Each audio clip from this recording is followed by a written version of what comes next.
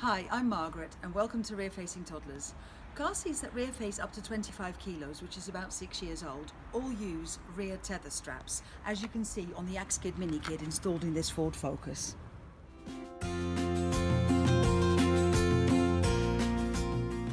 And in this video I'm going to show you how to attach the tether straps to the runner rails of the front seat. I've borrowed a few neighbours' cars as well as my partner's and my own to show you the differences, because not every car has the same kind of rails and some are a lot easier than others.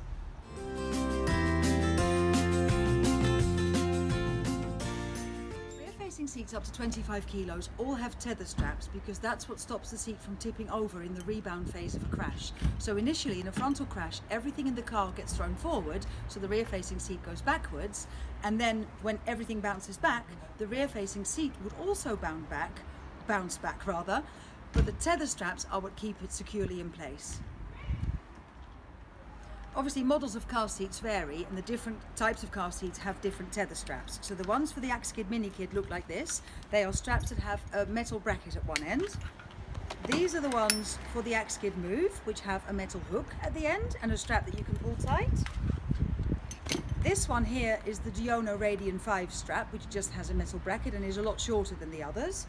And these buckles are from the Be Safe Easy Plus, but these are also used by a variety of Britax seats such as the 2-Way Elite and the Maxway. In most cars it's possible to pass the end of the strap under the runner rail of the front seat. In this particular car, which is a Ford Focus, it's really easy because the rails are really high up off the floor. I can in fact get my whole hand here underneath the rail.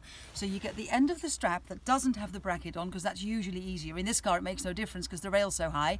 If the rail is closer to the floor, you'll only have a very small gap and this bit won't fit, but that bit will. So you pass that bit through here, under the rail, make it as short as you can.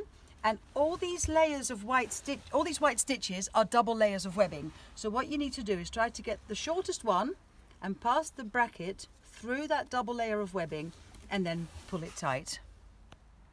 Now the Axkid one is quite unusual because it's got a bracket that you need to pass through the shortest stitch possible, or double layer possible, to make it the right length. With all these others, they are adjustable, apart from the Radian 5, which is really short, but these are adjustable in length like this. And they're the Axkid Move ones that have the hook. So the other end has a loop, and it's that end with the loop that you're going to pass through the rail.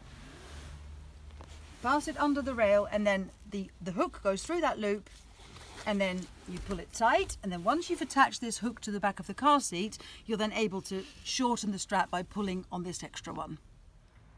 In this car, the rails are quite low down to the floor. You should be able to pass the strap under the rail if you try wiggling it in. You can just see it poking through the other side there. So you pull it through, and then you loop the buckle through the loop in the end of the strap and pull it tight. But the way to get it under this rail is just with a little bit of pushing and shoving, and it will go under. Now in some cars, the rails are very close to the floor, but not so close that you can't do it at all, but too close that you can do it by hand without help. And that's where a blunt knife comes in. Just any knife out of your kitchen drawer that has a round tip so you won't cut the strap.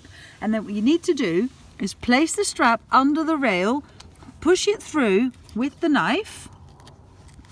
And this does take a little while. It's not easy, but it's also not completely impossible. See, here it comes. So I've got it here now, just angled a little bit, so you can just see the tip of the strap there coming out of the other side. And sometimes you may even then have to hook the knife through the strap to pull it right through, and then you can pass the bracket through the loop, pull it tight, and it's done. This particular car is a VW Polo, and they do have very close rails, but as you can see, not impossible.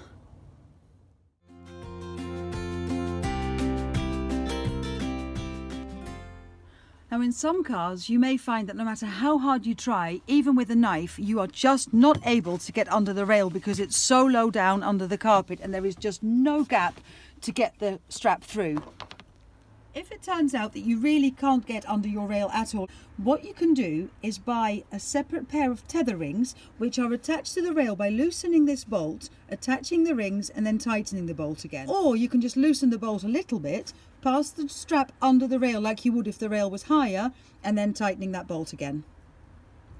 If you find that going under the rails is really completely impossible and it just can't be done, then there are a few other things you can do. This particular car has a horizontal bar that runs from this side of the seat all the way to that one. It's quite far down under here, so it's a little bit difficult for the camera to pick it up.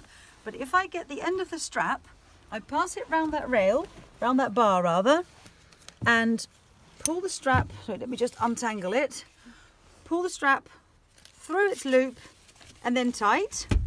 That's a very good tether point too. You'd have one at this end, one at the other end. And obviously people do worry because you can slide the strap all the way along that bar, but once they're tight on the back of the car seat and pulled as tight as possible, they won't move. So putting them on that bar is absolutely fine. If your car has very, very close runner rails that you can't get under and it doesn't have a bar under the seat either, then you can use the seat bite. And the seat bite is the slit between the seat cushion and the backrest.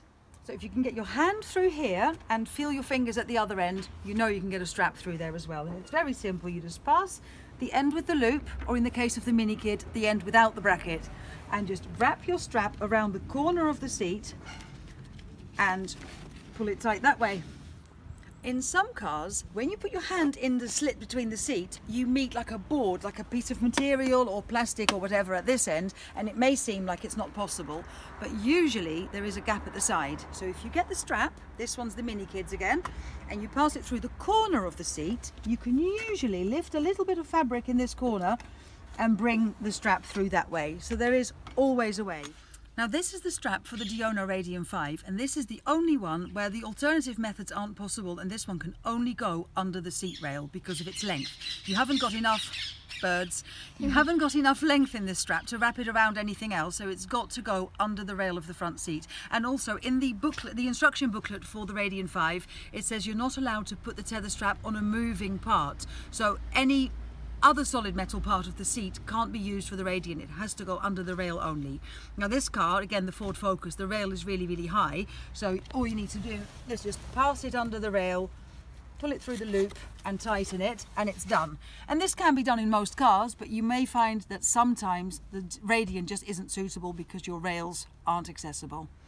Now I've now made it sound like it's almost impossible to find a gap under the seat rail to pass the strap through, and I have to say in probably 9 times out of 10 or even more, in most cars that I install car seats in, I am able to get the strap under the rail. It's just that for this video I've given you every possible scenario that you might come across, because not every car has a suitable rail.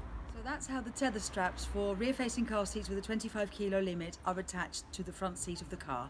Thank you very much for watching. Don't forget to subscribe to my channel, and I'll see you next time.